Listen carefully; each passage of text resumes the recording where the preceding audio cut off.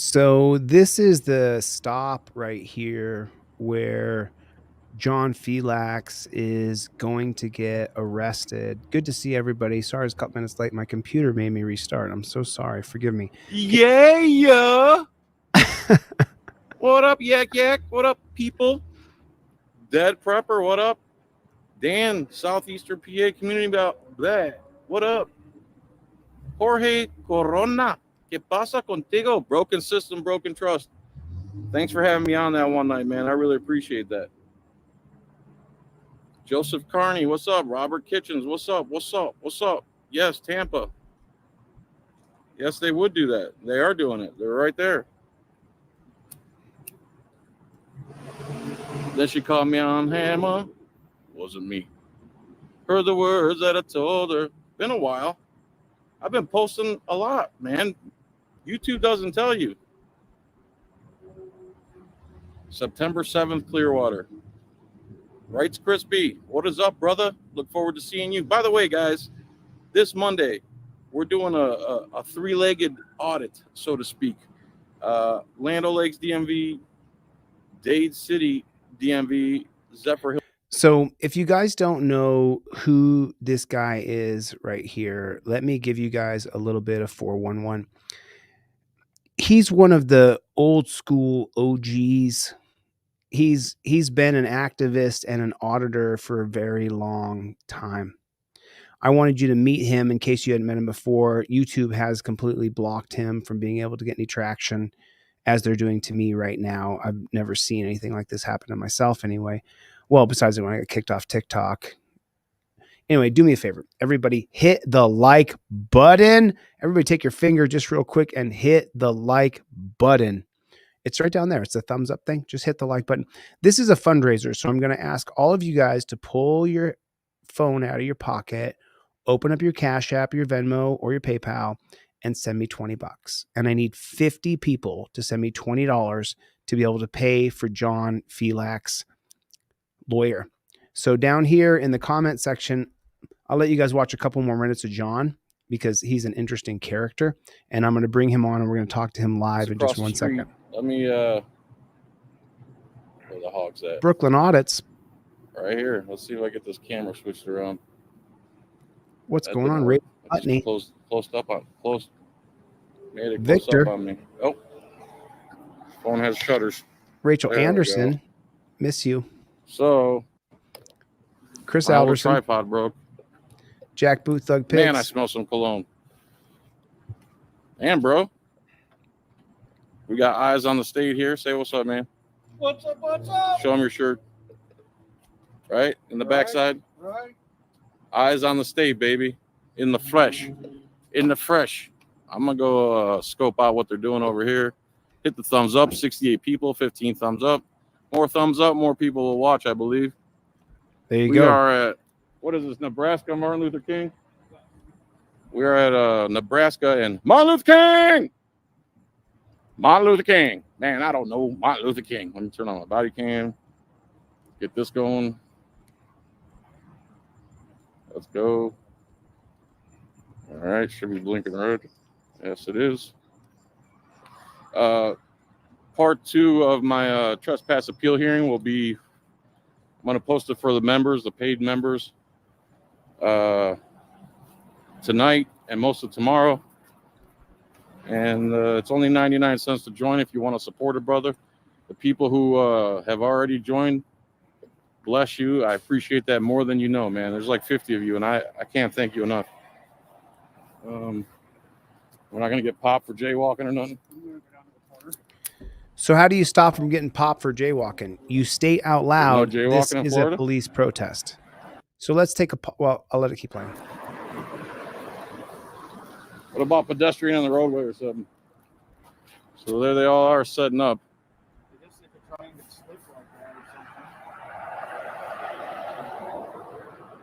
So if we cross right here, you think they do anything?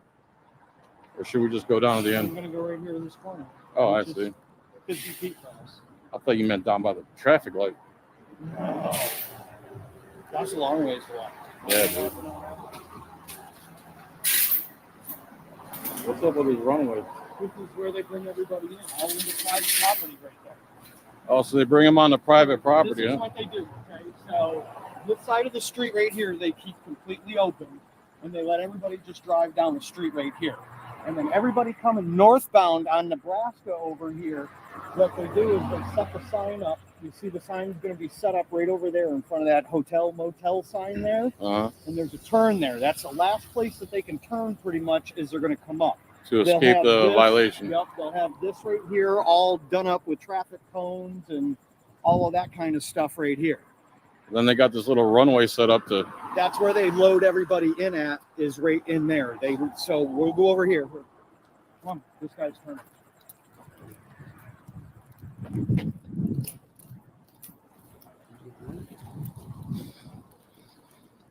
I don't see it. Okay, thanks. See the little runway lights? I might not be able to read all your comments, guys. I apologize. The little sign that they'll put up will be pretty much right down there. You can't see it good with this light, but it'll be right down there before that, or after that stoplight this way. And then this right here, yeah, pretty much right down there.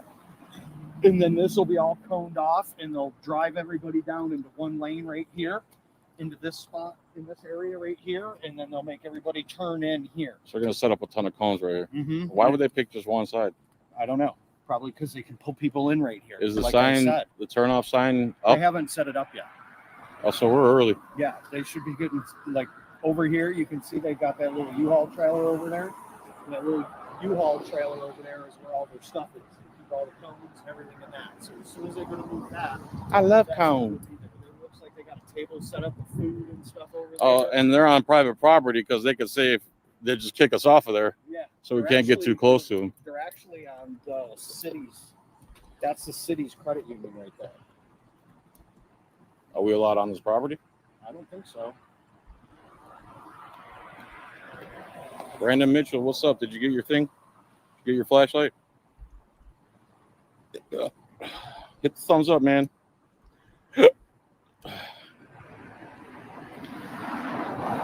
That she called me on camera. Wasn't me.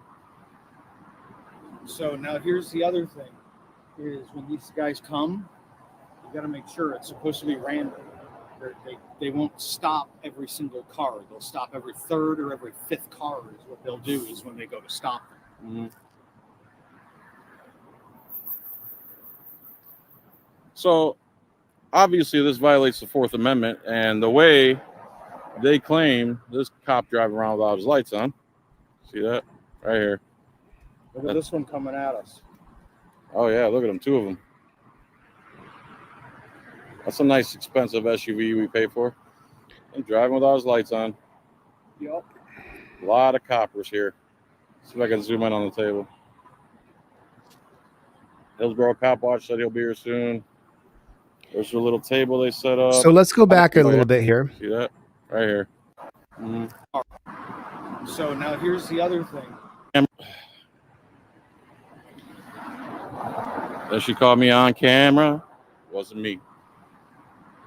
So now here's the other thing, is when these guys come, you got to make sure it's supposed to be random. They won't stop every single car. They'll stop every third or every fifth car is what they'll do is when they go to stop them. Mm-hmm. So how come they can do that? How come the cops can just randomly stop a car? Because of Terry versus Ohio. The 1990 case of Michigan Police Department versus SITS. This is what is an extension or the jurisprudence of Terry versus Ohio. And so you say, this case right here, yes, this is the case that makes DUI checkpoints in America constitutional. Well, according to this Supreme Court, they turn over every 60 to 120 years. Cases are overturned that are ridiculously stupid, like setting up roadblocks in the middle of the road. So what are the facts of the case? In 1986, Michigan State Police Department created a sobriety checkpoint program aimed at reducing drunk drivers within the state. The program included guidelines governing the location of roadblocks and amount of publicity to be given to the operation. Before the first roadblock went into effect, Rick Sitz, a licensed Michigan driver, challenged the checkpoints and sought declaratory and injunctive relief. Sitz was victorious in the Michigan lower courts. Here's the constitutional question. Did the drunk driving checkpoints violate a motorist's privacy protected by the Fourth Amendment? And how come it is that Terry versus Ohio would be the jurisprudence for Sitz? Because it's a Fourth Amendment case, and the Fourth Amendment was completely changed in 1968. Once again, take a look. This go by ideology. The conservative Supreme Court personnel, I don't call them justices, they're trash. They work against us. They work against freedom. Conservative Supreme Court justices are the worst. Well, they both are. So then let me read the court's decision here. In a 6-3 decision, the court held that roadblocks did not violate the Fourth Amendment. What? Can you even believe it? Everybody talks about how great Scalia was. He was so great. List 5 cases he wrote opinions on. You can't. It's all bullshit. It's a publicity scam. Scalia's great. He's a textualist. Everybody loves Scalia. Bullshit. Scalia was a jackboot thug pig tyrant. The day he died, I danced in the streets, hoped the devil took his soul. He's a piece of shit. Trust me. I've read all of his opinions. He's garbage. The guy's garbage. The court held that the roadblocks do not violate the Fourth Amendment. Right there, you can pretty much stop. What the hell are you talking about? Roadblocks don't violate the Fourth Amendment? Oh, it just pisses me off.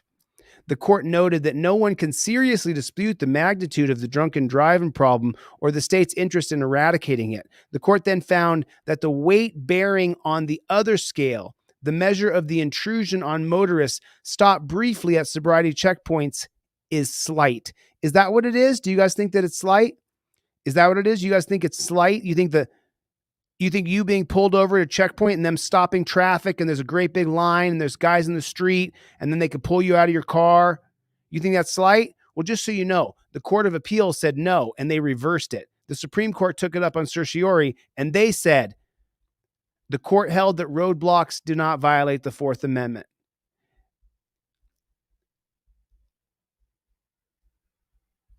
The weight bearing on the other scale, the measure of the intrusion in the motorist stop briefly at sobriety checkpoints is slight. The court also found that empirical evidence supported the effectiveness of the program, but that's not true either.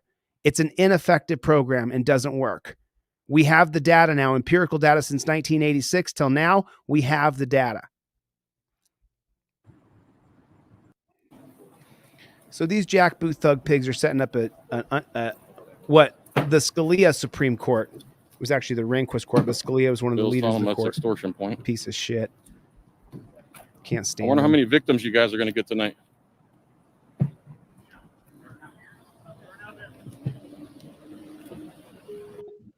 How many victims you guys trying to get tonight? How many people are you going to try to victimize? There you are, Filax. What's going on, brother? This is what up? He was blown on, extorting people. What's going on, man? You all right? Glad to hear it. So I'll pause Good this talk. for 1 second so that we can introduce our guest and our guest of honor who we're raising $1,000 for right now. Listen, we are doing a fundraiser for Mr. John Filax right now. You have my PayPal, Venmo, and Cash App at the bottom of there. I already have money from Team DLZ. I already have $60 in my, and that's from Chevy and Gary and one other person. And then in my Cash App right now, right this minute, I already have another $84. I cleared all these out. We got to raise 1,000 tonight. And then on PayPal, Chevy already sent me money. And then right after that, Gary sent me money. Garrett Van Nett, Press with Ranker, sent me money. I got another 40 there. So I'm at 160 right there. Let me check Venmo. We're really close already. I mean, we're already super close. Let me just check Venmo real fast so I can see where the wallet is. So Venmo, I believe, is still at zero. So we're at $160. We got to raise $1,000. And every time I bring somebody on who needs help, I always ask them to let me do the e-begging. Let me do it because this is what I've done half of my life when I raise money for companies and the things I've been involved with. So if you guys would please pull your phone out right now. I need 50 people with $20. April, thank you for your donation. Let me read off just a couple of names here real quick, John, and then we're going to get to an update on your case and see where you are. I just want to recognize some Pistol P Rex, Brooklyn Audits has thrown in. Donna has thrown in as well. Donna L, thank you so much. Yeah, please put Filax on the subject line of your Cash App, PayPal. Robert, I can give half of that in. So now we're at $185 of 1,000. Thank you so much, Robert. I appreciate it. Thank you so much. So John, how are you, buddy? Good. How are you? Okay. So now maybe we should watch the arrest, but what's going to happen in the video is John's going to be arrested for flashing a light back and forth with a little piggy. And so where are you now? Have you hired an attorney? You have an attorney? I've had an attorney since about the first week, but right. She's just telling me, just sit back, see what they do. I've yet to step into a courtroom. I think it was a second time we're supposed to appear for court, and she had still to get a police report. She does have the body cams and the in-car cams and my live feed. And she's told me some things, but it's nothing really I can say yet till it's all said and done, because you know why, obviously. Right. But her main advice is don't go on YouTube and say everything you're doing, because one thing they'll take it out of context and turn it into something gigantic. So when this is all said and done, which I believe is going to be soon, I'll come on and I'll say from start to finish how it went, the cams, everything that's on the cams, everything. But right now, I got to lay low a little bit. So, the thing is, John, is that you totally got cheated. Like, there's no reason in the world that if a cop is annoyed by your behavior, that you should be arrested. And what were the charges you got charged with? Resisting without violence. Resisting without violence. So what does that mean exactly? We're going to show the arrest in 1 second. You guys, listen, donate right now. Venmo is at Chille-DeCastro. It's hopefully that works for you, Rachel. We got to raise $1,000 for this guy. I think we already raised 1,000 or 1,500 so far. Oh yeah. Yeah, we already raised the first 1,500. Now we got to go 1,000 more. Is that correct? That's correct, sir. Okay, so we got to raise. Robert Longwood, thank you so much for your donation. Chevy, I appreciate you. Gary, thank you. I appreciate you. Thank you guys so much. We can't do anything without a crowd of people helping us. Gary, thank you so much. I appreciate it. There's so many people who are Team DLZ that are regular that just come in. Garrett Vanette, Alberto just donated. Greg, of course, one of my longtime regulars. Michael Dolan just donated, and so now we're at 83 on Cash App. This is PayPal. I'll show you guys the updated pay, because when we get to $1,000, we're done, and we're not going to raise more than $1,000. So go ahead, John. Sorry. Breaking the law, saying forget attorneys, represent yourself. But every other thing I've gone into court for was either a fine or a trespass or something minor, to where it didn't really matter if I lost. This is over my head. I would have been running back and forth, not knowing that I wouldn't have had to go to all these cases. I would have been going downtown, going back and forth. And the lawyer was recommended by a lawyer from that Rogue and Wrights and all them have been using for years, and he's on our side. He would have took the case, but he was in Italy at the moment. Well, so if I'm facing time, dude, and if I just went in there all boisterous and John Felix style, and and I caught a jury of the wrong people, yeah, I could be sitting in jail for a year. But go ahead, sorry. No, I hear you. And just breaking the flaw is a long time contact of mine since I've been on YouTube, Joseph, and so just to share my process of court so far. From now on, I'll be using an attorney. And the reason is because what they do when you're in pro persona, especially in federal court, is they skirt the law, they skirt the rules, and they cheat you.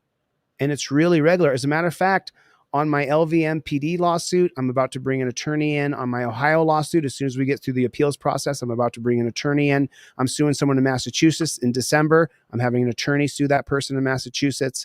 I'm no longer going to do my own cases because of how badly we get cheated when we're pro persona. Not only that, it's hard to keep up. How do you keep up with all these cases?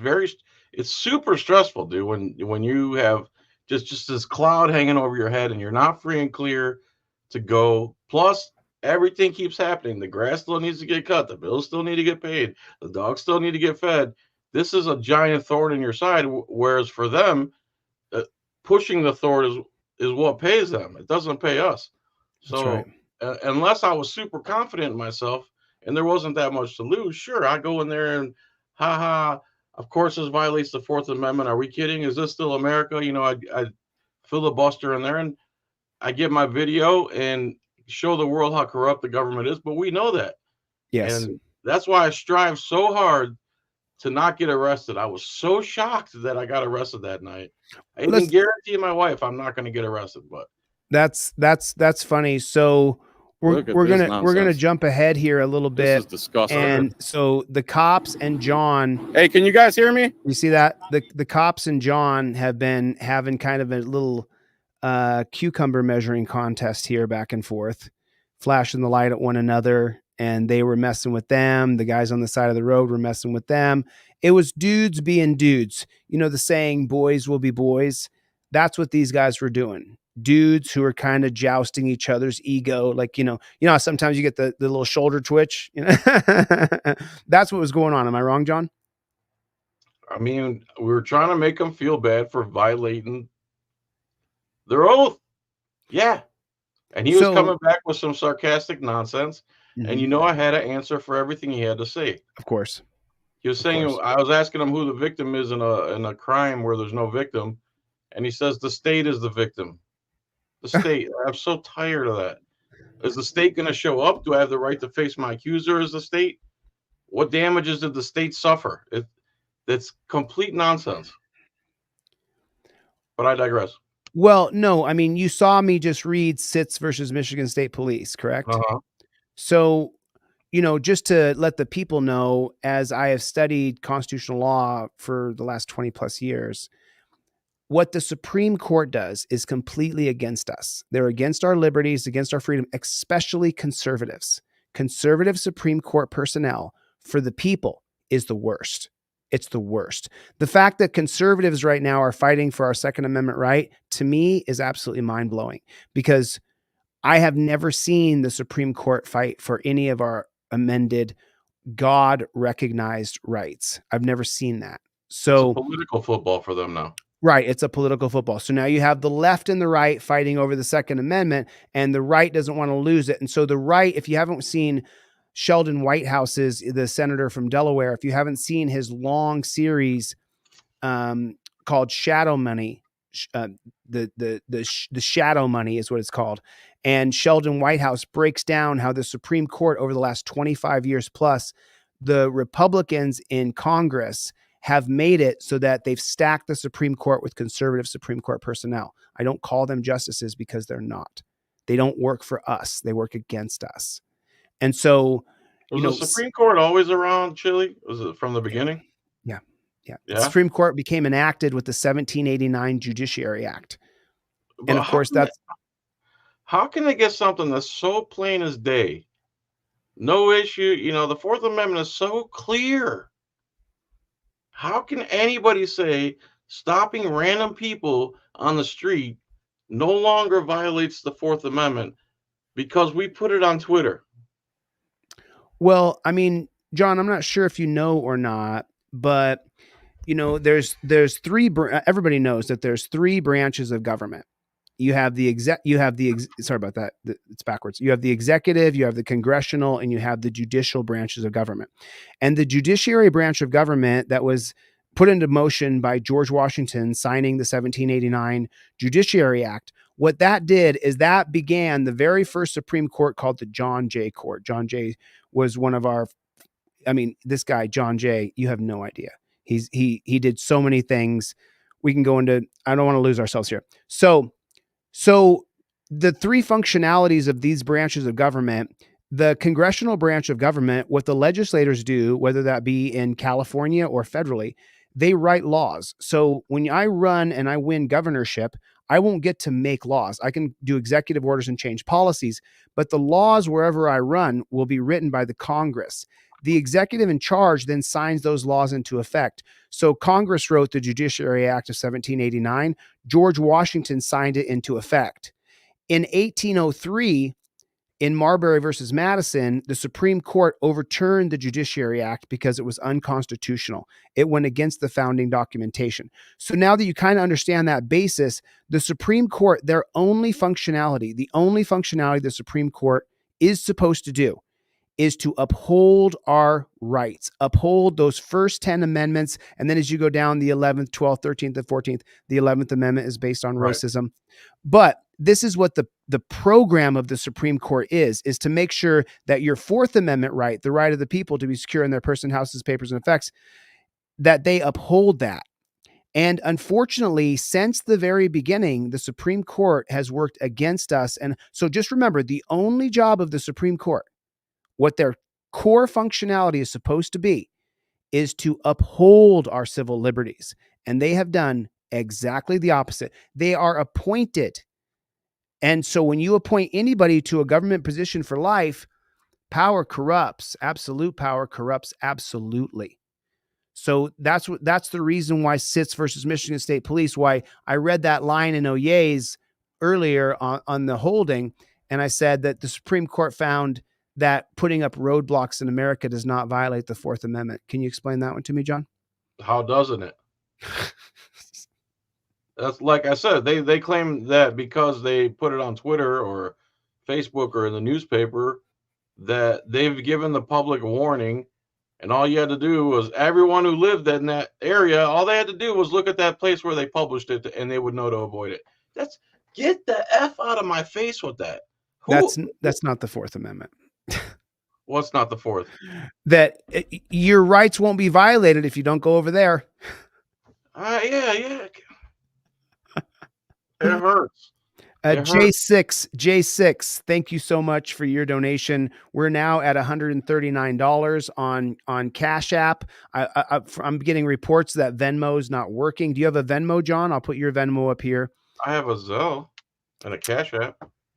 Well, I already have those. I want a Venmo. No Venmo. Typically, John, I never have anybody else put their stuff up, but I mean, you've been around for a long time, dude. We're going to raise you $1,000 and then we're going to stop. So, if you have anything that you want me to put up there it is, my friend. The Angry Vet chipped in $50 for you, brother. Thank you, sir. God bless you. I'd like to have him on too. Man, I love that guy. I covered your video earlier today, Chille. What's that? You see, I did your video earlier today. Oh no, I didn't. You covered one of my videos? I did cover 3 of your videos. What the flock? Part 1, 2, and 3 of the Terry versus Ohio thing you did. Oh, the Terry era. You actually covered that. Yes. Tube Sock is back, everybody. Good to see you, Tube Sock. Good to see you. Good back to from see the you. 80s. Hey, KT, can you write another blurb for me? Please put John Filax on the pay line and then add my Venmo, Cash App, and PayPal, because I just want to recognize the Angry Vet. And as Angry Vet knows, and as you know, John Filax, I only give half of the super chat money because YouTube, after they split it and then they tax it, we only end up getting about half of it. So I'm not, and if I do make any money, I'll donate it. It's just that simple. It's all good, bro. I want to get you to the $1,000. That's what matters the most to me. Lenny's here, everybody. Good to see you. Let me check PayPal real quick, just so I can shout out some names. Anybody else who's donated and say thank you. I super appreciate it. Albert, thank you. David, thank you. Chevy has thrown in again. Chevy has donated more money. So now we're at 90. Sorry about that. We're at 97. Sorry about that. Just trying to protect the people. I'm at $97, $100 on PayPal, $160 on Cash App. So we're $260 there. I don't have anything in Venmo because it's not working. And then across the payout, the super chats up here, we have another 50 from those two combined. And then we have another $55. And then there's Chevy for another $5. So now we have $60 there. So someone keep track of this. We're at 263 plus 60. So we're at $320. We're 320. So we got to get to 1,000. So if you guys would please open up your phone right now, I will put my Venmo, PayPal, and Cash App up there. Katie's done that for you. Oh yeah, just PayPal and Cash App's working right now. Thank you. So we're at $263, John. We're at $260 already for your attorney. So I'm super stoked. You all right? You look like you put your finger in a blender. This guy says Chille the magnanimous, hands-on John Felix. So I look up magnanimous. It says generous or forgiving, especially toward a rival or less powerful person. What? I don't know if it's, I mean, there's several different facets of magnanimous, though. That's not the only that's not the only definition of magnanimous. Dude, I'm joking. Come on. Yeah. I see, just so you guys know, everybody watching this, I see John, even though we're almost the exact same age. I see John as someone who I looked up to when I used to just watch YouTube videos. I used to watch this guy's videos. I saw his very first pullover like 8 years ago or something like that. Mm-hmm. And I saw him stand up for his rights on camera. And I was like, man, I hope someday I get to meet that guy, like someone actually fighting back for our rights. And so I was so impressed with you that I was like, man, I really hope someday I get to be this guy's friend. And now I get to be your friend. And so everyone who says that about me, I actually say the same thing about you guys. Because before me, there was other dudes doing JC Playford and Jeff Gray and Jeff Gray. That news now, Houston, man, he's in jail now, and he might have did some nasty stuff, but he was part of this movement, whether we like it or not. And he put out some good stuff. He did. So even the auditors I don't like, if they put out good stuff and they do a good job on something, I'll give them credit. It's just like playing pool. There's 4, 5, 6 guys I can't stand at the pool hall, but when they beat me, they beat me. That's all there is to it. I can't deny reality just because I don't like somebody. Are you a pretty good pool player, John? Yeah, I'm decent. I'm like a 600 rating. Does anybody know what that means? 700 is like the pros. Does anybody know? Okay, so we're at 330 now. I got another 20. If you guys use Venmo, PayPal, or use Cash App or PayPal, then it's easier. But oh yeah, of course. Don't forget a Dame. Oh shoot, I put Katie's thing down. Gosh dang it, Katie. Sorry about that. I always want to recognize people who donate. And so I put their thing up, but I got to keep this up. Put Filax on your donation line, please. Right now we're a little over 320. Let's get to this 1,000 as quickly as. Oh, holy smokes! So I got BS Timports. BS Timports just came in, and Laura Fincher. Oops, shouldn't have said her last name. Sorry about that. Laura, thank you so much. I appreciate it. David just came in. Chevy. Eric just came in. God bless you guys, man. So we're almost $200 on PayPal. We're almost $200 on PayPal. We're going to get your lawyer paid off, John. We're going to raise this $1,000. And let me thank Michael and Samantha too that sent me $10. Okay, so keep track of that because I want to raise $1,000. We're at $214 on Cash App. And what was the PayPal just now? And I'm going to read those names too. PayPal was $189. So we're a little over $400 plus there's $65 here. So we're halfway there. We're pretty close. We are halfway there because Chevy and Gary and I won't forget you, but somebody else donated too. One of the DLZ regulars who before I even start a fundraiser, when I announce the fundraiser, they donate immediately. So thank you. I super appreciate it. I'm so grateful. Thank you. So, we're halfway there. Robert, is that another 50? Is that another 50 from Robert? It sure is. Sure is. Bless Thanks you, man. so much, dude. Oh, and the Angry Vet said he dropped another 50 on Cash App. We're going to raise you this money, John. I'm so grateful. Yep, he sure did. Angry Vet put another 50 on Cash App. Now we're at 265 on Cash App. We were at 65 half. So that's $90 here on Super Chats. I'll count them all up at the end just to be double sure. So that let's just call it 100 because I'll chip it in if it's not there. Let's call it 100 here on Super Chats, 265 on Cash App. So that's 365. And then on PayPal, we'll call that 200, 365, 465, 565. because we have that other $60 I started with. So we're actually at $620. We're $620 approximately, somewhere in Wow. there. And I'll, You if guys are there's, amazing. if there's, you know, 50 or $100, you know, I'll cover it.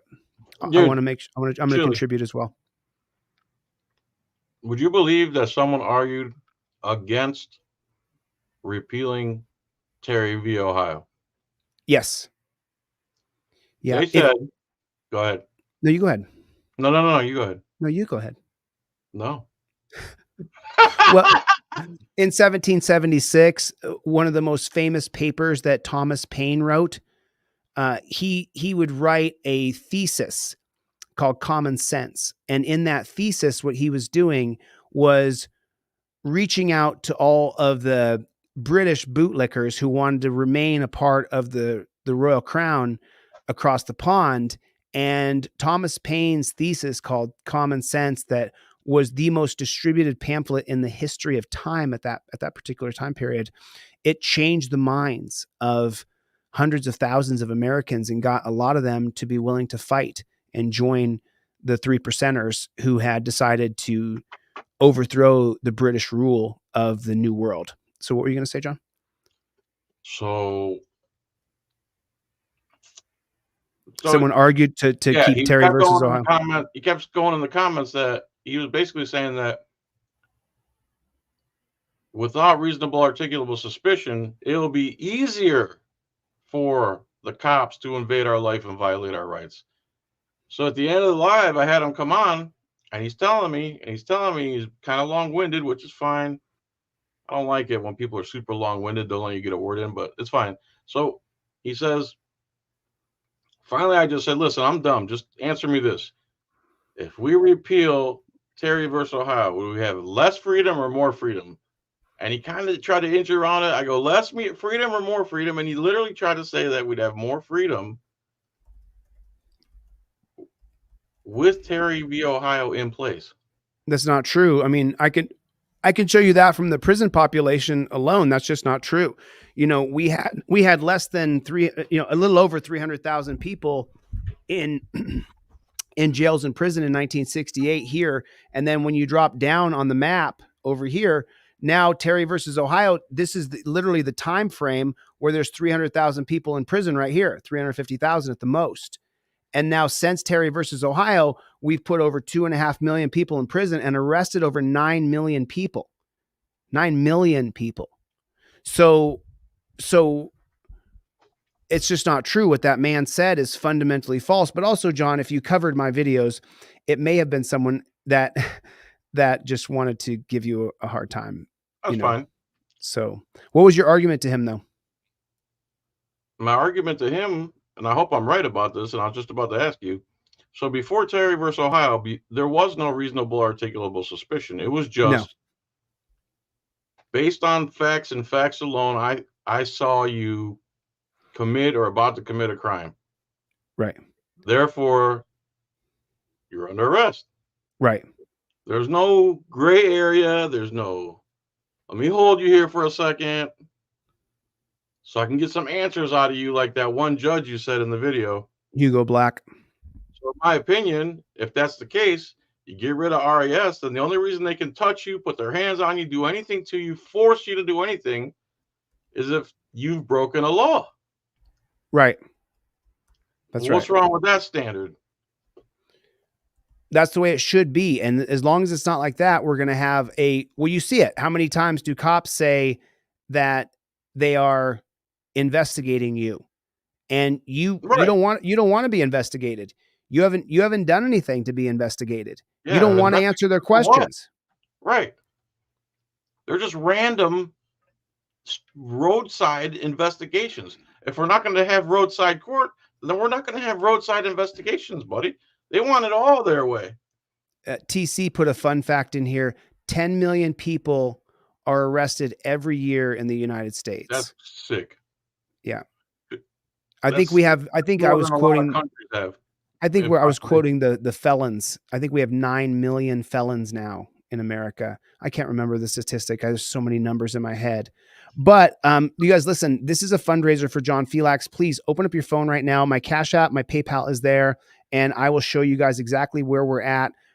We're at Chevy. Chevy's donating like every 5 minutes. So now we're at 204 on PayPal, and let me check Cash App right here. Thank you guys so much. And so we're 204. We're at 315 on Cash App. So what was that last number? 204. So that's $515. I hope that's right. I hope I'm not. It's hard to keep track. Yep. So that's 515. I had 60 when we started. So that's 575. And then we have another 90. We'll call it 100, $675. So we're at 675, and you got 10, right? Yeah. Okay. So now we're at 685. So now this fundraiser has now turned into a $300 fundraiser, $320 fundraiser, and I'll chip in too. So if we don't get it, I'll tap us off, but we're going to get it. We are absolutely going to get it. So what did you cover today when you covered the three, you covered all three of the Terry era, part 1, 2, and 3? Yeah, I just did it all live. Wow. I didn't even know that. What time was that going on? Let's see here. YouTube studio. Eric, thank you so much. BST, thank you so much. I appreciate it, man. That's the Angry Vet, by the way. BST is the Angry Vet. Laura, thank you. I appreciate it. Go ahead. He has a dummy account? No, his the way he pays. And then April, thank you so much, April. God bless you, honey. Thank you. I appreciate it. It's just we can't do it alone. John, you know that. How hard is it? Are you rolling the dough, John? How many millions do you have? I'm rolling in the dough, but it's like literal dough that you make biscuits out of. And did you expect that you were going to get arrested that night? Did you think you were going to? I try so hard not to get arrested because I've been doing this since. Can you hear me? That That means we're free to stay. Go ahead. Your policy is to identify. What are you saying, John? I've been doing this since 2011, and I never asked anybody for a dime, man. And I hate to do it, but no, I don't. I hate having a boss, so I always do like make the rings, make the videos. Now I have another job that I do on the weekends. So what other job do you do on the weekends now? The thing is, I'm vulnerable and in public, so I don't want some hater to show up at my job. Oh, no. I mean, what kind of work? Is it just menial labor where you're just making a buck at the job? No, it's a decent job, but it's only on the weekends, and without, it's hard to describe it without completely giving it away. Let's just say I'm in public. Okay. Thanks, Josh Almighty. I appreciate that. I got your super chat right there. Thank you so much. I appreciate it. So now let's watch a couple of minutes of what happens here. What's your name and badge number? What's your name and badge number? So that was the thing, John. They wouldn't identify, right? Yeah. They would not identify. And so when they wouldn't identify, John began to really press and push and say, hey, you have to identify. And that's when the light games begin with the flashlight, their flashlight, your flashlight. Okay. So you see, this guy doesn't like, I'm trying to read your name, okay, since you won't give it to me. There's his flashlight. Sir. There's his flashlight. There you go. That's called prior restraint. Now you're breaking the law.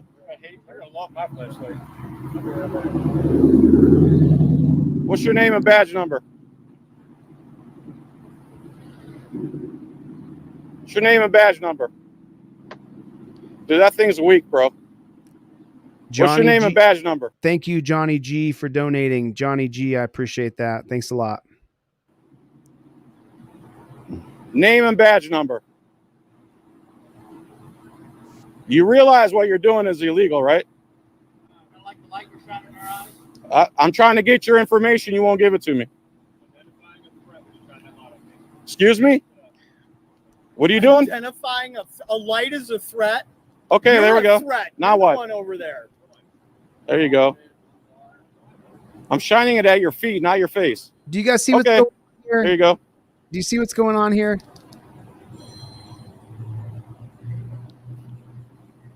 Okay. So he's on the phone right there, John. Is that another 50 from Robert? Is that what that is? God bless you, Robert. Thank you so much. Laura again donated, just so you know, Mr. Filax. Thank you so Laura, much. I love you. Kiss yeah, you on the mouth.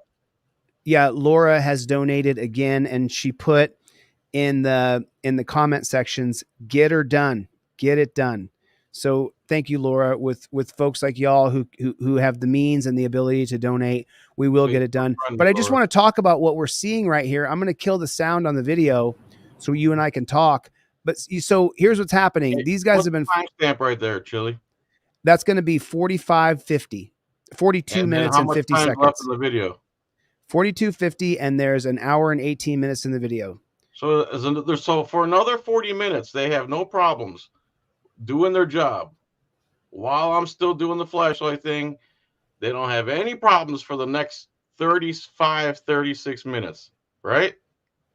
Yeah. Okay. Wow. And then Robert Logwood, thank you so much. Mark, what's that? I said Robert Logwood. I want to thank him. He's $150 in so far. We can only cash out 75 or $80 of that, but I'm so grateful. Thank you. Thank you so much, dude. One theory is that the one cop called the other ones over to come and talk to me, you know, make their threats stop, or we're going to lock you in jail. So the theory is that the one who called them over was actually surprised that I was taken into custody, because they didn't think that was going to happen like that. Another thing is, Chille, is they don't want to give you records anonymously in Tampa. That's one more thing. Second thing is, when I went to retrieve my pistol and ammunition, they didn't tell me this, but when I got there, they made me sign like a similar form like you would sign a federal firearms form about, you know, the no, yes form. Right. And if you didn't fill that out, I don't think they would give you your ammunition back. And even if you did fill it out, you'd have to come back in another 2 days to pick up your 6 or 7 bullets. Wow. What else? Martin V, thank you so much. Martin V just donated $50. We're getting closer and closer. Thank you so much, Martin. I appreciate it. Thanks a lot. We're getting closer, guys. Keep donating if you can. Spread the word. We probably need a little less than $300 right now. We're super close. Anyway, so what were you saying, John? So I immediately started following all your advice. I got on the ChatGPT. I already had a complaint drawn up. I already requested records from them, and they wouldn't give me any records. They refused to give me any body camera footage because the case was in litigation or something. You know, it's a pending trial. If it's a pending trial, that's my discovery, is it not? Yes. So yes. When the lawyer got hired, they gave it to her. But when I asked for it, no. Not only could I not get it anonymously, you have to go online and like register all your info in there. There's no anonymous. Right. And I guarantee if you went up there with a piece of paper documenting everything you want and hand it to them, they would give you a hard time because they don't want to give you anything anonymously. Right. So. Wow, that's crazy. You know, it's the same thing in Oklahoma. A lot of you folks may remember a guy named Jason Dollarhide. Well, sounds familiar. He's a guy out of Oklahoma. You know, because people donate to me regularly. He parked at a park, and then they started harassing him, and they turned into the license, and then the sheriff showed. Oh, the sheriff is the actual one that stopped him, right? Right. It was the cops, and they arrested him. Let me see your supervisor. He's like, I'm the sheriff. Well, Jason Dollarhide's in jail now. He's been in jail for almost 4 months. He's got all kinds of things going on down there. That's not the point, though. What the point is exactly what you said. You said that to get the body cam footage in Tampa, you have to fill out this form and you have to register with the pigs. Well, I donate to Jason Dollarhide every single week. I have donated every week to him because people donate to me, and I feel like it's my job to pay that forward. And so, but the way I donate to him every week is I have to send money to his buddy, because for me to donate money to Jason Dollarhide inside the Tahlequah jail in Oklahoma, I have to register with the Oklahoma prison and give them my social security number. And I'm not willing to do that. So Jason has a friend there that I send the money to on PayPal every week, and then he puts the money on Jason's book, so he has some commissary and things like that. A friend inside the jail? No, it's a friend of his that is in Oklahoma that is already registered with the Oklahoma prison, has his social security number and everything on there, but I'm not willing to do that. And so, you know, I really didn't want to tell anybody about this, but it's exactly what you said. You know, we have to sign up and agree to be registered with the same pigs that most of us hate. I mean, I hate pigs because they agree to a set of policies, procedures, and protocols that are barbaric, inhumane, and brutal. There's no way I could put John Filax in torture cuffs and then go home and sleep at night. And it was torture. Oh, how were those torture cuffs, by the way? Tell me about that. I swear to God, I was sore for 4 days. My wrists were sore for 4 days afterwards. Yeah. How bad did they hurt immediately the second they hurt? You'll see if I get the in-cam footage for the car.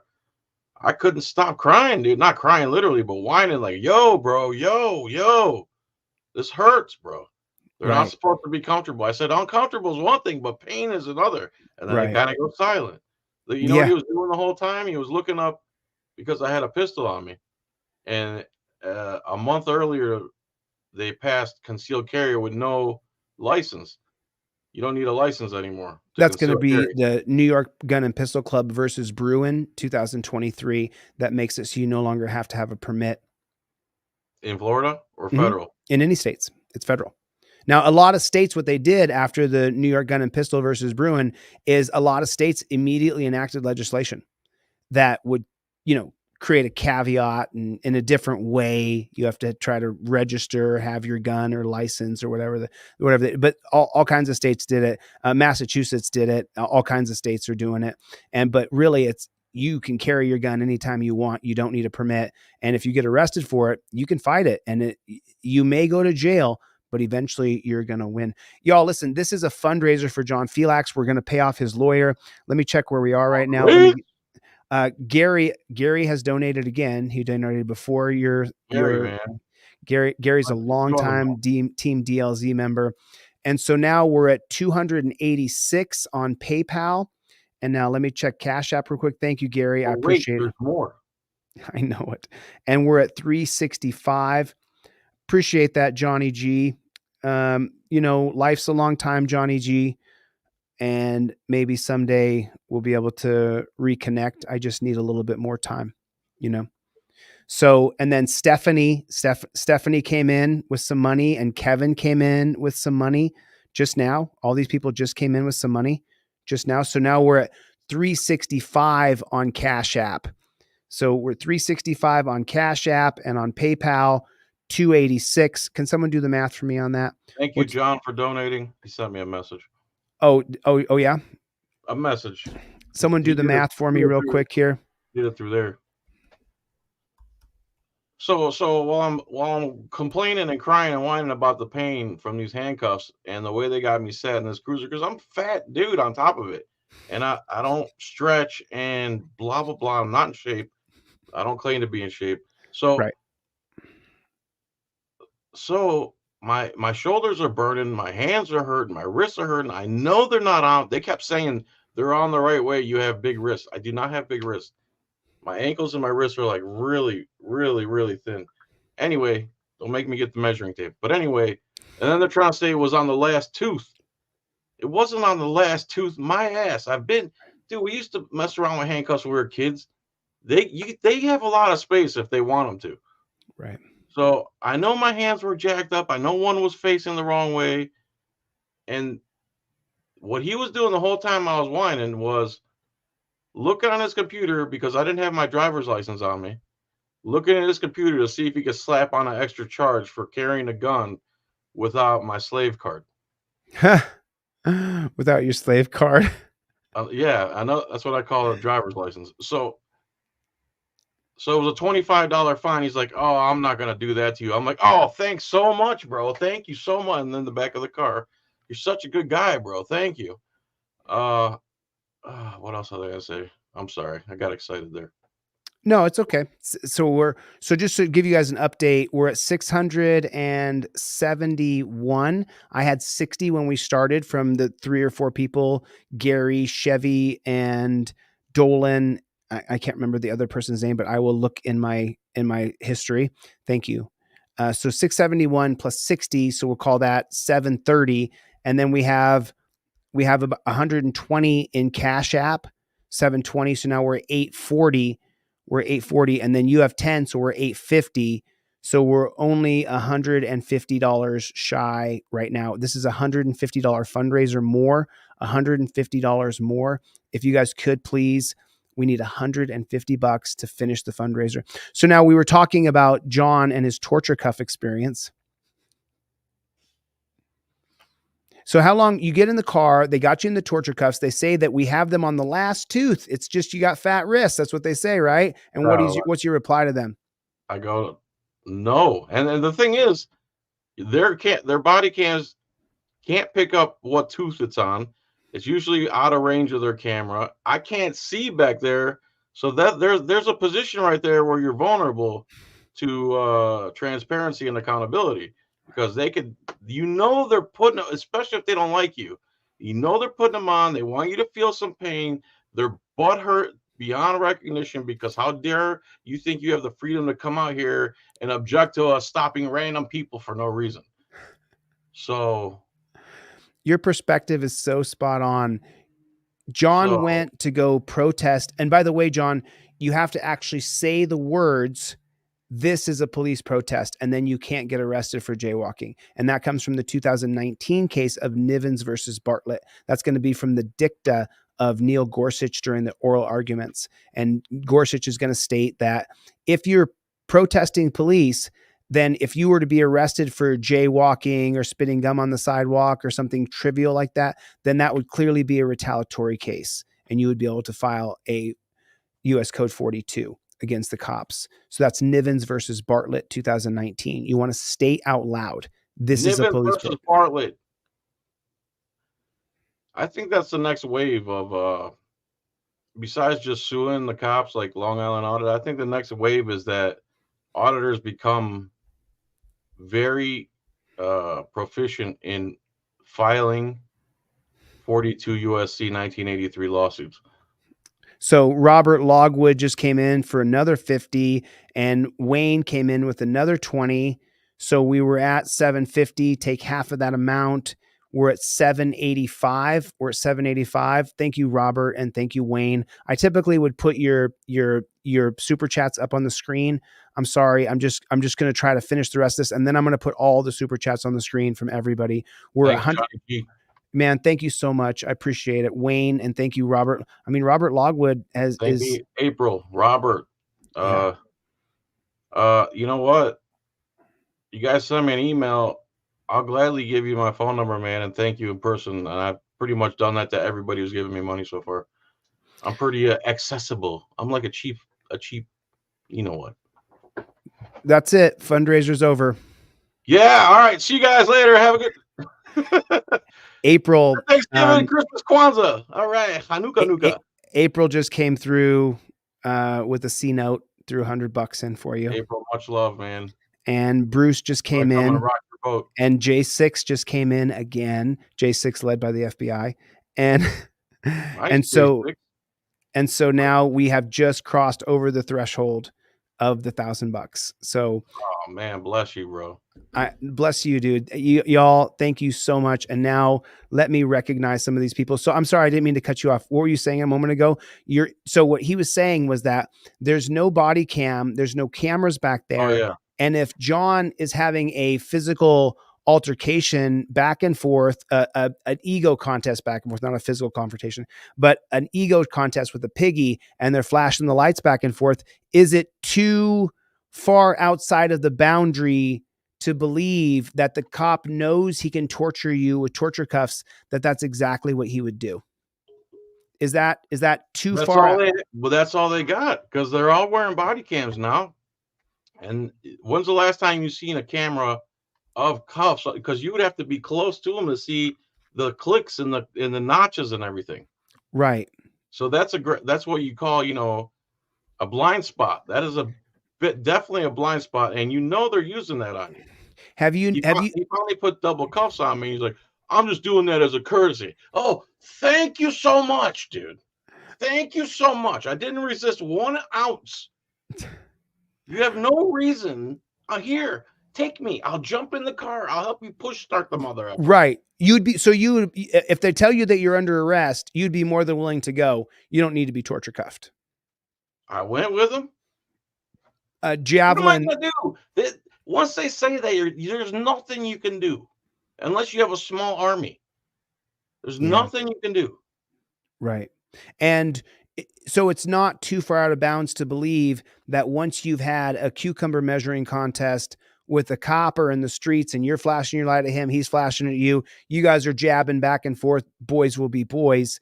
And then when he has the right to put you in torture cuffs, that he's going to make sure that those cuffs are super torture. Right? No, they were tight, bro. Oh, I know it. I know. And then how long did he have you in those torture cuffs before you said, hey, look, like you got to lose? And how long was that? You said eventually they're going to put you in two sets of cuffs? After the paramedics show up. How long is that? Before the pain started, almost immediately. I don't know, minutes, maybe 2-3 minutes. And then we go to some place. I don't know where the hell we're at. He said where we were, but the only people around are him and I. So that's scary. Wow. I'm in the back of the car, not seat belted in. He had driven over some highway and stuff. So I have no clue where we're at, dude. I'm telling him I'm in pain. He's looking up another way to jam me up for not having my ID on me. And then he says, oh, I thought you'd never been arrested before. Here you are right here with your mugshot right here. I go, what are you talking about? Oh, I don't. Here it is. Look. I look over. I go, what does that say? Open it up. He's like, I'm busy right now. I'm not opening up. Finally, I go, if you want me to shut up, you'll open that up. And he opened it up. I still didn't shut up, but he opened it up, and they have me in there as causing an incident at the Plant City Courthouse where I was the one who was assaulted. I was the one trying to file a complaint against the person who assaulted me, and they have me in their computer with my picture of my driver's license looking like a mugshot saying that I did something that caused a disturbance or something or other. It looked like I have an arrest record. And that's my very first arrest is this and only one. And they look at the computer now. They see it looks like I'm a trouble starter because I went to Plant City and protested at the courthouse. And someone assaulted me. I hope someday people find all the mugshots I have all around the country. I have mugshots in 7 different states. So if the cops look up my record, they're going to see that I'm a troublemaker. Like, what'd you say? You're a troublemaker? Yeah. Oh, did you read that comment down here for you, John? No. Prince said, John, I seen your video. Love you. I love you, man. Man, thank you so much. Like, I'm so super grateful to all these people who just came in here. You know, J6, Bruce, April, the Angry Vet, Johnny G, Stephanie T, Kevin G. I think Johnny G came through 3 times for you. Chevy came through 5 times for you. Robert Logwood came through 4 times for you. April came through 3 times for you and polished us off. Pistol P Rex came through. Robert C came through for you. Brooklyn Audit came through twice for you. Bless you, Donna came through for you. Corey came through for you. Like, wow, all these people, dude. And every single dime is going. Let me just show you guys the receipts because I think we went over a little over 1,000. And I'm going to mail me your phone numbers too, man. I'll call you each personally. Oh, I mean, you're a really sweet guy, John. That's right, man. When you look like Fred Flintstone, man, you got to accentuate other qualities of yourself. And I stick to my my attributes and enhance those. Let me be transparent real quick just for 1 second. So we're at 286 on PayPal, and then on Cash App we are at 640. So someone do the math for me there. 920. Then we had 100. I think we had 125 on super chats. I'll go through and count them up again. So that puts us up to $10.50. And then I had $60 from people before we began. So that brings you just to about $1,120. 1120. God bless America. Patriots that I love, stand behind me and guide me. I don't know what to say, dude, other than thank you so much and do some You people are amazing. You people. And John, you know, I do this at least once a month, sometimes twice a month. And I am just so grateful that it's 1110 is what Arlesia is saying. Whatever. 1100, 1150. It doesn't matter as long as we got the money to cover your lawyer. That's Bless what I you. So, I mean, back to the torture cuff story here. Yeah. If you've never been put in those torture cuffs, I don't know if I can show any more super chats. I'm trying to show more super chats. I'm scrolling up. I just want to recognize everybody who pulled the money out of their wallet and sent it in for John. I just, you know, this, I mean, at this point right here, typically when we together successfully raised this money, you know, it used to break me down at the end of the live and I would end up crying because it's just so cry. Yeah, I mean, it's so overwhelming that, you know, John's not rich and now we've been able to cover the cost of his lawyer. So I'm sorry, I didn't mean to get distracted, but so now we start to come full circle on what I talk about all the time are the torture cuffs. I talk about them all the time. I talk to cops about them. I talk to my audience about them. And we're seeing that John is sitting here telling us that he had this cucumber measuring contest with the pig in the street. And then when that pig could, he put him in the torture cuffs. And then he had to wait till the paramedics got there. And then when they stuck the 2 sets of handcuffs on you, the 2 sets of torture cuffs, did it loosen on your wrist at all? Oh my God, it was night and day. Right. Because they put them on the right way, probably because you can see them. You know, you can stick your hands out to the side like this from behind your back. And you can see them at that point. When they got them stuck in the small of your back, right in the middle, and you're not a mega athlete like myself. No, that's a blind spot. Another thing about handcuffs, I am please, John, torture cuffs. Another thing about torture cuffs, I am a logistics expert. I like to think I'm a logistics expert. The purpose is to immobilize somebody's arms so they can't flail, they can't strike you, right? It's not there for punishment. They're not there for punishment. So there's at least 1,000 different materials they could use for handcuffs that will not leave you sore, and you could still not escape, and it would just take a simple engineering. But I believe they want them to be hard metal, and they want them to be like that on purpose so they can dish out a little bit of collective punishment to all of us before they decide that we're guilty or innocent.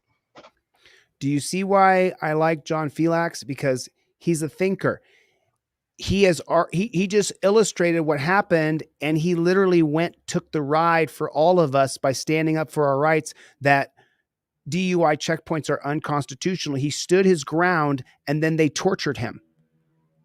And then I say to him, hey, do you think that maybe they could do this just for torture? And he says, yes, of course. They want to instill a little bit of punishment on you. And you notice something, John? They all wear their torture cuffs. Torture cuffs used to be on the back. Do you remember that? Torture cuffs used to be on the back of the belt when you and I were young, when we were in our early 20s. You would see a cop and the torture cuffs would be in the back because they didn't come out very often. But now today, a lot of the pigs wear the torture cuffs right here on the front. They wear it right there on the vest so they can rip them out and put you in torture cuffs. It's a tool they use to torture us. And it has to change. Have you seen the new torture cuffs now? The ones with the hinge? It's just a hinge. Oh, I have seen that. Oh, dude, just so you know, your body is not made to have torture cuffs on with just a hinge with your arms behind your back. Those are they're going to be more uncomfortable than the torture cuffs now. But just so you know, the ones with the hinge are more secure for the cops. So they're safer. Good. They're safer. Good. Because I've seen a few videos where victors. I'm sorry. I think cops should be issued a force field right out of the academy. They should get a force field to cover them to make sure that they're safe at all A times. force field, and then it'll be like a blue line flag. What do you call it? Hologram. That way, you know they're protected, and just obey and calm down. Okay. All right. Go on. I'm sorry. No, I just for me, my mission and the reason I'm going to run for governor and I'm going to win is because I'm going to get rid of those torture cuffs on day one. We're going to change the policy that you can't torture cuff people. You can detain people. Would you replace them with something or what? Sure, I'll replace them with straps. What do you mean by straps? Velcro straps. Go around both wrists, Velcro. wrap around your wrist, wrap around your belt. It's that simple. And It they doesn't have to stay be on. What's complicated. keeping them on? Velcro. You could rip them off. What's keeping me from undoing the Velcro from behind? Oh no, they don't go in your front anymore. They don't go behind you anymore. They go in the front. Okay. And if you start to get them off, we can hear you. We can hear it. And look, we know what the alternative is. And there are people, John, you and I know this, who are drunk and methed out that you're going to have to wrap them up with a lot of straps like a sardine. But it wouldn't be the same as the metal torture cuffs created for slaves. So that's one of the things I'm going to do. I'm going to put a clock in every prison and jail immediately. In every single jail, there's no clocks. And it drives you crazy. I've been locked up more. I've been locked up dozens of times, arrested dozens of times, spent a night in jail, so many nights I can't even tell you. And then the third thing is I'm going to get rid of that torture chair in all the jails where I'm the governor of that state. What? Torture chair. They have a chair for people. Chair? Right. And I'm going to replace that with a plastic bubble room. Oh, you want to freak out and act crazy? Cool. In the plastic bubble room. You can jump straight up in the air and land on your head and you'll bounce off the ground. You'll bounce off the plastic. You want to go, you can't, fingers, you won't be able to rip it. Your fingers cannot rip that certain type of plastic. How do we know? They did this in the COVID buses. They redesigned COVID buses to drive around and give people shots. And when they redesigned those COVID buses, they took all the inside of them out and made like mini labs of the buses so they could drive around to give people the jab. Well, I saw it. Great stuff. I mean, great stuff as far as innovations, and so that's what I'm going to do. I'm going to innovate. There's no reason. And if someone's freaking out and hitting the wall, put them in the bubble room. Let them scream, let them yell. Who cares? They can't get out. In 24 hours when they're starving, they're going to start to calm down a little bit. They're going to start to chill out. It'll start to happen. Restraint chairs are only supposed to be used for 20 minutes at a time. That's not what's happening. I know. That's not what's happening. People die in those things, dude. Yeah. They strain so hard, their body gives up. There's a young man in Oklahoma, right in the same area where Jason Dollarhide was, that he sent me his videos and I tried to help him. I can't help everybody, y'all. And I couldn't help him. You know that, John. I can't help. I can't help everybody. What happened to him? He's still going through it. I was looking for a lawyer in Oklahoma. I could just never find one. Just like I'm still looking for a lawyer in Michigan to help me file a wrongful lawsuit against Laura Wickman, who is wrongfully prosecuting my friend Press with Rancor. And I'm going back up there for his trial. I'm not going to stop on this. I got a video coming out. I guess maybe we'll do it Saturday so that most people on the peninsula can watch it. But I clearly have proven through the FOIA and getting the emails. Oh yeah. That Lauren Wickman is colluding with the former chief of police, who was ex-Anaba Public Safety. And she colluded with the Michigan State Trooper cop, Todd Tardiff, his son, Cole Tardiff. So the daughter of Cole Tardiff, the daughter of Todd Tardiff, who used to be the Michigan State Police lieutenant, his daughter, Paige Tardiff, works with the prosecutor, Lauren Wickman. And Paige Tardiff's brother, Cole Tardiff, will arrest Press with Rancor. And then they collude together to charge him with a felony. The judge is in on it too. So I'm getting a lot of information about the judge right now. I need a little bit more before I can announce anything, but the judge is corrupt as well. He's a bootlicking cop sucker. 100%. 100%. So, go ahead. I'm sorry.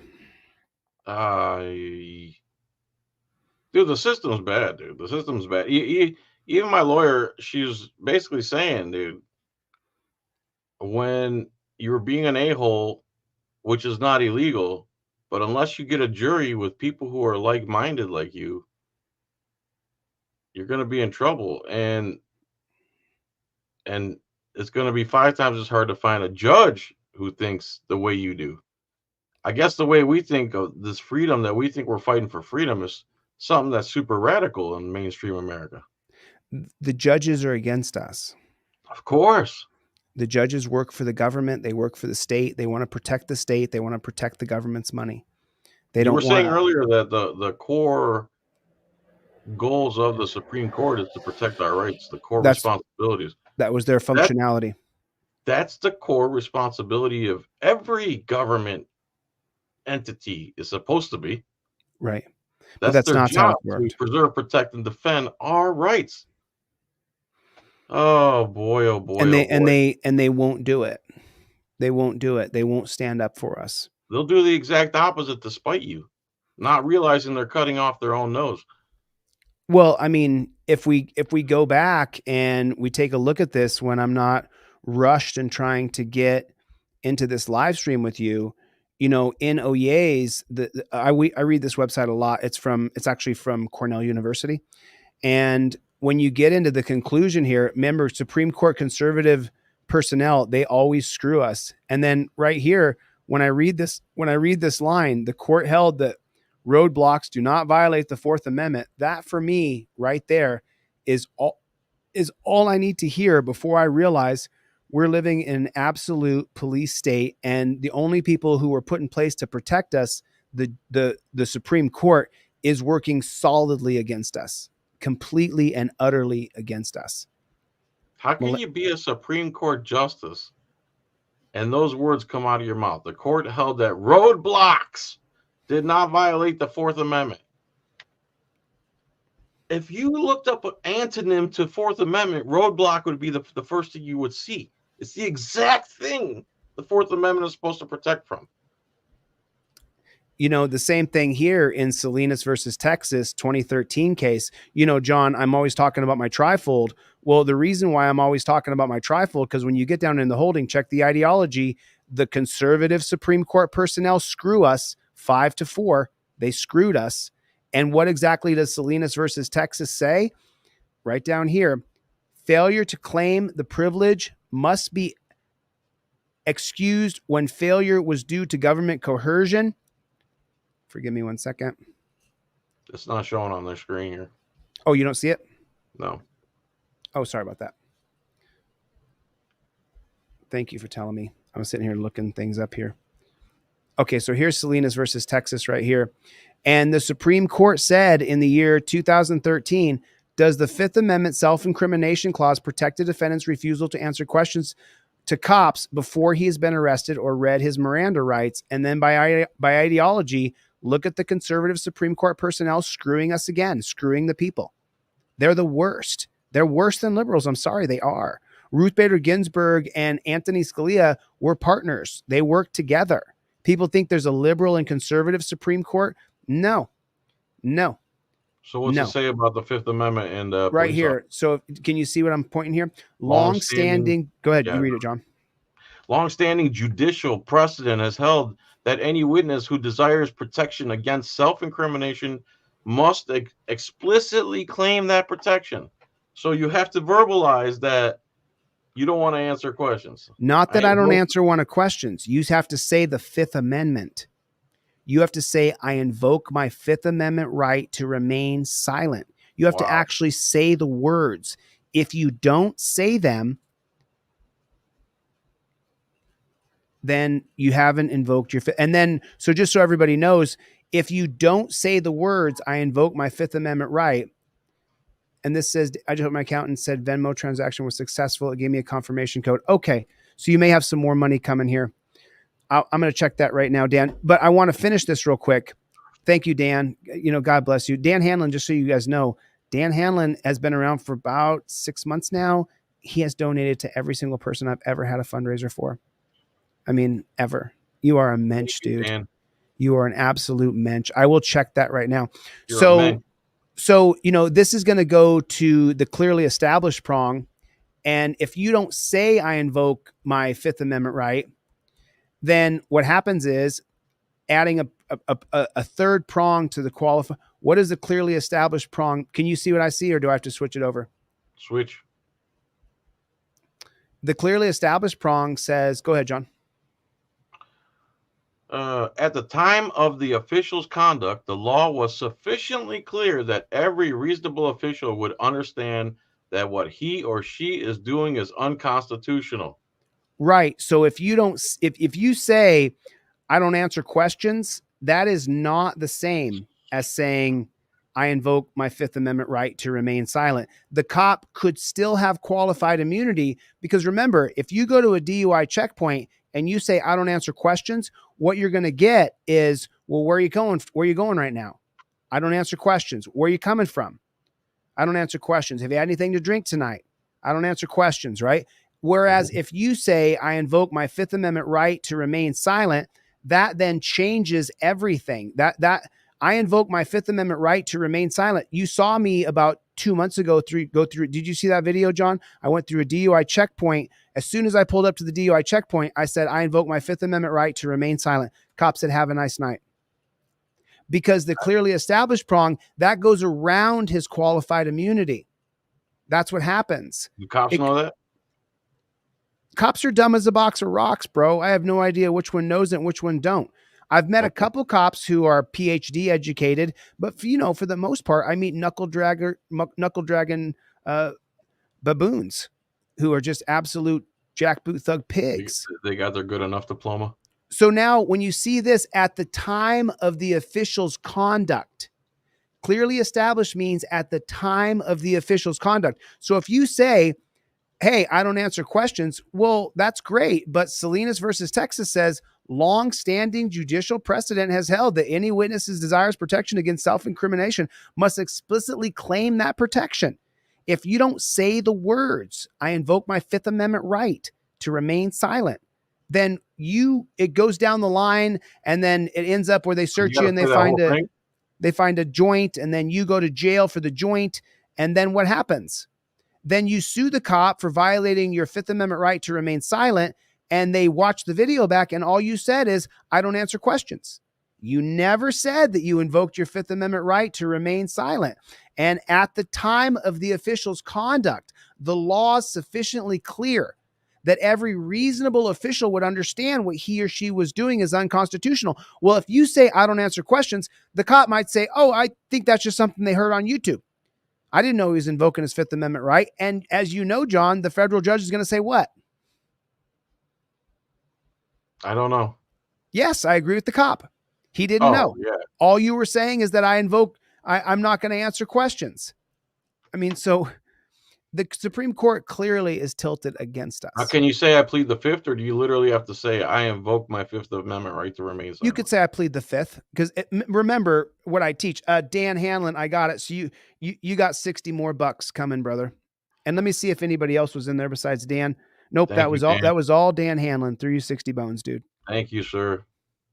Thank you, Dan. Bless your soul. Thank you, dude. I mean, you're getting rich right now, though, right, John? The extra 100 or two is going to make you rich, right? Take this money and get the surgery I've been needing for. You getting that Botox? The Greek word for fat is lipo. Lipo. Lipo? And you say it in English, it's lipo. Oh, you're going to get the lipo. I don't think the extra $100 or 150, $200, whatever it is, past your lawyer, I don't think it's going to get you the lipo, brother. Hey, man, I'll get a gyro on the way and we'll think about it a little. Thank you guys so much. I mean, it's a real treat to be able to sit here and share these things with you guys. And you can just clearly see that, and you go back to this one right here, which is what John was down there fighting for our rights for. The court held that roadblocks did not violate the Fourth Amendment. Now, why is it so hard to get something like this overturned? Explain me that. This is Terry versus Ohio. Okay. Oh, I'm so sorry. You didn't know that? Where's the RAS here? It's because what they quoted actually was that they quoted the media. It doesn't say it in here, but in the actual holding, which I've read on LexisNexis, says that no one can seriously dispute the magnitude of the drunken driving problem in the states or its interest to eradicate it. and that the measure of intrusion motorists stopped briefly at sobriety checkpoints is slight. You know what's really funny is they say No, it's the not. exact. Oh yeah. Go on. I mean, it's the exact same thing with Terry versus Ohio. It's the exact same thing, that your temporary detainment is not that big of a deal. The court held, can you see what I can see here? The court held that the search undertaken by the officers was reasonable when they searched John Terry without a weapon, without a warrant, and that the weapon seized could be introduced as evidence against Terry, attempting to focus narrowly on the facts of this particular case. Attempting to focus narrowly on the facts of this case. The court found that the officer acted on more than a hunch.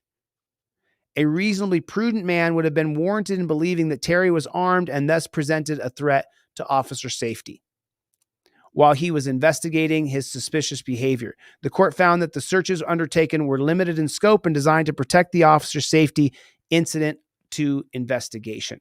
So what these guys have become are the Supreme Court for cops. And once again, take it's 8-1. But just so you know, I mean, I know the history of this so well, as you know, you covered those videos today. John Marshall was literally the boss of Hugo Black, who was a lifetime member of the KKK. And then Thurgood Marshall here, the liberal justice in the middle, it was his first year on the Supreme Court. And why would a black man, his first year on the Supreme Court, agree to pass Terry versus Ohio? Because Earl Warren, this man here, Earl Warren, he told him to. He said, "You'll vote with me." And that's Warren from the Warren Commission, right? That's Warren from the Warren Commission, who also covered up the execution of John F. Kennedy. Magic Bullet Warren. That's right. Magic Bullet Warren. And if you really want to know something about Earl Warren, Korematsu versus the United States. If you guys don't know this case, this is from 1942. Case was decided in 1944. In response to the Japanese attacks on Pearl Harbor in World War II, the U.S. government decided to require Japanese Americans to move into concentration camps as a matter of national security. Franklin Roosevelt signed an executive order 9066 in 1942, 2 months after Pearl Harbor. A Japanese American man in San Leandro named Fred Korematsu chose to stay at his residence rather than obey the order to relocate to a concentration camp. Korematsu was arrested and convicted of violating Order 9066. That violated his Fifth Amendment right. The Ninth Circuit confirmed. So the Ninth Circuit, a group of federal judges, confirmed that Korematsu, because of an executive order, the Constitution is suspended and you have to live in a concentration camp. So then the question here is, did the president and Congress go beyond their war powers by implementing exclusions and restrictions the rights of American Japanese? And check it out. The reason why it's most of them that voted for it 6-3 is because Franklin Delano Roosevelt had appointed 8 of these people to the Supreme Tyranny. So then if you want to, John, can you cover this for me?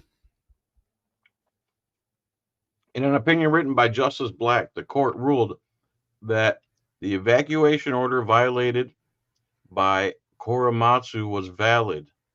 The majority found that the executive order did not show racial prejudice, but rather responded to the strategic imperative of keeping the U.S. and particularly the West Coast, the region nearest Japan, secure from invasion. The court relied heavily on a 1943 decision, Hirabayashi versus U.S., which addressed similar issues. Black argued that the validation of the military decision by Congress merited even more deference. Justice Frankfurter concurred, writing that martial necessity arising from the danger of espionage and sabotage warranted the military's evacuation order. Justice Jackson dissented, arguing that the exclusion order legitimized racism that violated equal protection clause of the 14th Amendment. And let's take a look again at and more than just that. Mm-hmm. A lot more than just that. But let me just point this out. The opinion written by Justice Black that the 4 of the other Supreme Court personnel signed on to, that the evacuation was valid and that it did not show racial prejudice rather than responding to the imperative of keeping the U.S., the West Coast, safe from Japan. Well, this is Hugo Black right here. Well, guess who Hugo Black was? A lifetime member of the KKK. Nominated, but not, he was 1938, I believe he comes on the Supreme Court, nominated by FDR. And then he's on the Supreme Court for 30 plus years. Are these all the drug law judges too? That's going to be the Burger Court. You're going to have the Controlled Substance Act is going to pass in 1970. And in 1970, that's going to be challenged, but you're going to have the Burger Court, the Warren Burger Court from 1969 until 1986. So, but remember, this man who wrote, just right here, I'm showing you this to you. This is the reason why I pulled it up. And I tell you that most of the laws created in our country are based on racism. The majority found the executive order did not show racial prejudice. Well, who wrote that? Hugo Black wrote that. Hugo Black's a lifetime member of the KKK. The racist. The racist wrote that it's not racist. The bigot. That's like cops investigating cops. He's not still around, is he? He's dead. He's dead. Hugo Black, if you read Hugo Black's Wikipedia page, they paint him out to be some constitutional juggernaut who fought for your rights and my rights. The truth is, Hugo Black was also the lead inquisitor in the Terry versus Ohio holding. And if you covered those 3 videos today, Overturn Terry, then you heard Hugo Black say, well, what do you mean? He can just walk up to him and the guy can just walk on off. He doesn't have to answer no questions. And then exactly. And then Louis Stokes replies, that's exactly correct. And Hugo Black says, that's what I thought you meant. And he's got his pen ready to go to right back there. Ain't no Enners walking away without talking to cops. I mean, this guy's from Alabama. Oh, you don't think they're thinking that? 100% they're thinking that. Dude, my friend Jesse, who is black, he does a whole routine like that. And when he does it, it's crazy funny. Well, So I mean, reminded me of that real I've already been called a racist. They tried to cancel me in 2021 by calling me a racist. Dude, half the people think I'm Hispanic. Whatever, man. I don't even look at race. I don't even care. I didn't know you were Hispanic. I'm Colombian. Until I heard your name. Me llamo Jose Maria. I'm Colombian. Right on, brother. Yeah, I don't. There's not a racist bone in my body, but it's not the point. The old cancel culture before we knew that calling someone as a racist was just a way to cancel them. Now, often when you call someone a racist, we're like, well, show us the racism. Who did he beat up? It is assumed. Yeah. Who did he beat or cheat that was black or brown? Who did he beat or cheat? No, I'm just saying anytime. When I hear someone say, oh, they're a racist, I go, against who? Who were they? Was there a person saying that they walked up and said, oh, because you're black, I'm not going to serve you. Oh, because you're black, I'm not going to have you on my live stream. Like, I don't even understand. I don't understand. I'm racist against really hot girls because I can't serve them because I can't talk and I go mute and I don't know what to say. You get that deer in the headlights look. Anyway. All right. Well, listen, we don't have to stay on here forever. A real quick, as long as you want, man. No, a real quick shout out. I want to thank Dan Hanlon and I want to thank a bunch of people real fast here. Chevy, April, God bless you guys for coming in. G. Yeah, Johnny G came in. Martin came through in a big way. Laura came through twice. Chevy 4 or 5 times. Eric came through a couple times. Like there's so many people who came through. Gary donated before we even started. And Gary. Yep. Eric's a couple times. And then the Angry Vet is a couple times. Mr. Vet, who's angry. David is in there. And then, of course, I'm seeing Alberto is in there. Thank you so much, Alberto. Gregor. What? Gregor is one of my mods. He has donated. Is that with a hard R? Gregory is his name. Oh, Gregory. Thank you, bro. Gregory has been one of my moderators almost since I started, if not since I started. And Gregory has donated to every single fundraiser I've ever had. Michael Dolan's the same. Every fundraiser. Garrett, Press with Rancor, came through. Money. Gary again. Brandon. Thank you so much. Tom. Brandon. You're welcome, Tom. God bless you, brother. Thank you, Tom. God bless you. I appreciate that. Lawrence came through too. Jordan came through. Lawrence of America. Thank you so much, Jordan. Henry came through. Jordan, Palestine. Wow, so cool. So cool to see so many people. And let me just read the Cash Apps and just thank a few more people just because I want to make sure. Stop. Stephanie T, J6, Bruce. Bruce, again, one of my moderators, has donated to Bruce.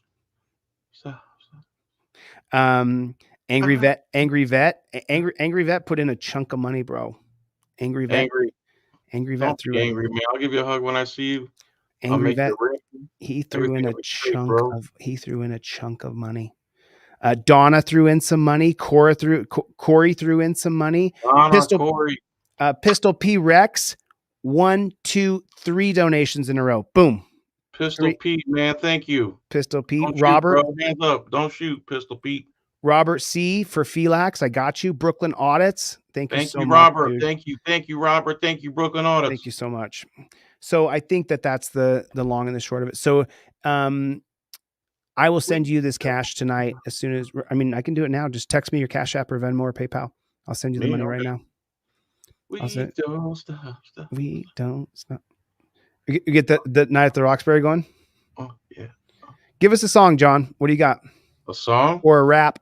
Give me a rap or give me a song. Man, it's hard when it's on the spot, man. Got no motivation. We got the crooked judge passing crooked laws. Terry versus Ohio, we got to sink our claws. We got to get it going. We got to rip it out.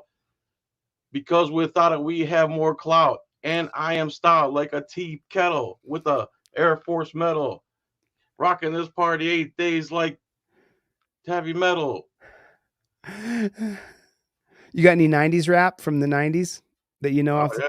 Woke up quick at about noon. Just thought that I had to be in Compton soon. I gotta get drunk before the day begins. Before my mama starts bitching about my friends. Time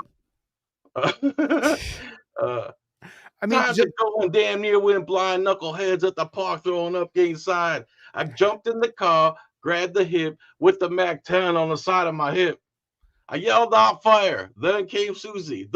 Came in with the submachine Uzi. Police shot but didn't hurt her. We're both upstate for attempted murder. Cause me and delete laws is always hard. You come effing with us, we'll come pull your card, knowing nothing in life but to be legit. Don't quote us, boy, cause we still talking shit and we don't stop. Yeah. A round of applause for John. That's all I could do, man. That's all I could come up with on short notice. My guy's trying to bug me. Listen, I just want to point something out here, and I'm going to give you a little shine here, John. So just be ready to take it. Okay. Listen, could you even imagine that they would torture cuff this man, the beautiful soul that he is, and put him in a dungeon? Can you even wrap it around your head? Like, what kind of country have we created here? Oh, I think I saw a super chat come in. I mean so much good, man. I really mean well. Oh, I know. I do too. Just, when you're a freedom fighter and you're hardcore and you know that you can't back down, a lot of times people misunderstand you. The judge, for example, when you go in front of the judge, I think that I don't know. In Florida, where you are, I think you're going to lose the criminal trial, and I think you're going to win on appeal. And they're going to appeal then to the circuit court. On my case? Yeah. No, you're not in federal court. You're in criminal court. So it'll go to the Court of Appeals for the criminal court. And then I think that you're going to have the case overturned. But I think initially with that group of Kevins and Karens on the jury and the Kevin or Karen judge, I think you're going to lose the first round. That's what I've thought. I don't want that. I'm not projecting that into the world. I'm just saying, we helped, Floyd Wallace sue in Las Vegas, and that Judge Ford, the federal judge, you can see on camera that Floyd Wallace's rights were violated, and he dismissed the case. So on what grounds? That failure to state a claim, I think, is what the paperwork said. But I've got so many lawsuits I read constantly that I could be confused. XXGO is here, everybody. XXGOX in the house. Yeah, so someone else said something about you here. I really fell in love with John. When the cop asked him if he was a sovereign citizen, he said, "No, I'm not a police officer." I was laughing my ass off for 2 days. That was one of my best lines of my life right there. Especially that's a walk-off home run right there in the moment. SWE Observer is one of those guys. Team DLZ always comes through. He was in my live today. Oh, he's a great dude, man. And then right here I have this one right here says, been watching since I was in high school. And that's you, John, because you've been on YouTube longer than me. Oh, bless you, man. How cool is that? I'm glad I can corrupt the minds of the still soft. And then Kevin B says, don't take a plea deal. Don't take a plea deal. Don't take a plea deal, huh? F them, dude. F them. April says, you're going to be all right. Thank you, guys. You'll be all right. Dude, I'll be all right, but you guys have made it so much easier.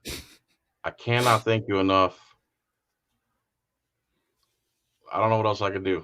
Dance a jig. I don't know. I love you. Thank you. That song you gave was pretty good. Hey, man, off the top of my head, what do you want? I'm going to watch your video, so I'm going to get the flock out of here. Everybody, let me let John go first, and then I'll talk to my audience. All right, everybody, thank you so much. Thanks for having us, John. Bye, buddy. Thank you, man. Thank you from the bottom of my heart. You're welcome. Later, brother. So, just a little personal information that I'm going to share with you guys right now. That, first of all, thank you guys. I couldn't do what I do without you. I would be powerless without you. I'm not going to cry. Okay.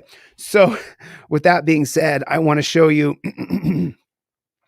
my latest. Let me show this to you.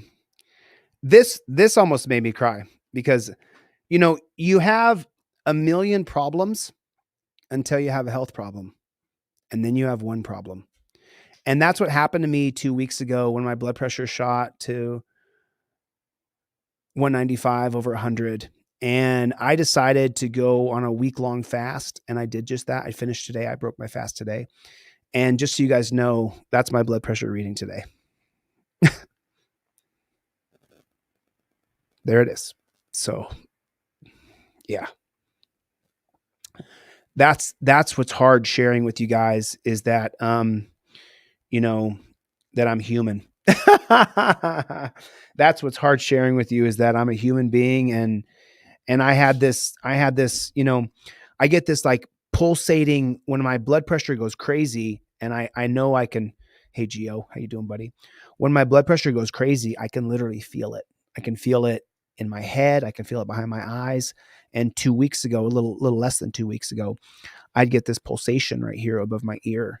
And as soon as I get the pulsation, I realize, oh shit, I have to take a pharmaceutical pill, blood pressure medication. And so as soon as I put that pill in my mouth, I always said to myself, you can beat anything if you put your mind to it. And so the next day, even though I had a slight cold, I began a week-long fast. I just finished that fast today. Today was my 8th day. And now I'm slowly reintroducing food, lentil soup, vegetable soup, broth. And then tomorrow I'll get my first bite of fructose. I'll do some watermelon. So anyway, just for my team, and pretty much when it's late at night like this, I was in the East Coast, West Coast, and people are here giving money. I know that those are mostly my people. Those are mostly Team DLZ. So I just wanted to share with you guys my health update. I'm getting better. Come on. And little Charlie Bear is 100%. You are 100%, aren't you? Tell them. You want to say something to them? You want to say something to the people? You got anything to say? Anything to say? So I'm working on myself. I'm working on my health, and I'm going to make myself 100%. I'm not going to run for governor if I think I'm going to die. I don't want to get to the governor's office and then croak. So I just appreciate you guys, and I just wanted to say thank you. I appreciate you guys being here. Thank you guys all for donating to John. I'm going to get off this live right now. I'm going to call him on the phone, get his Cash App, Venmo, PayPal, and I'm going to send him every single dime that you guys sent in, every single penny. I'll calculate it again just to make sure that I get every penny that you guys gave. You know, I don't need the money that you donated to John. I don't need that. There's some of these people in here donate to me. So I just am blown away by the kindness and the goodness that there is in some people still in this country. So, all right, without bloviating for another hour, I'll get the flock out of here. Thanks for coming to my TED Talk. I appreciate you guys coming. I'll see you guys tomorrow about noon, about 1. We'll do it again. All right. I'll see you then. Good night. Later, Gators.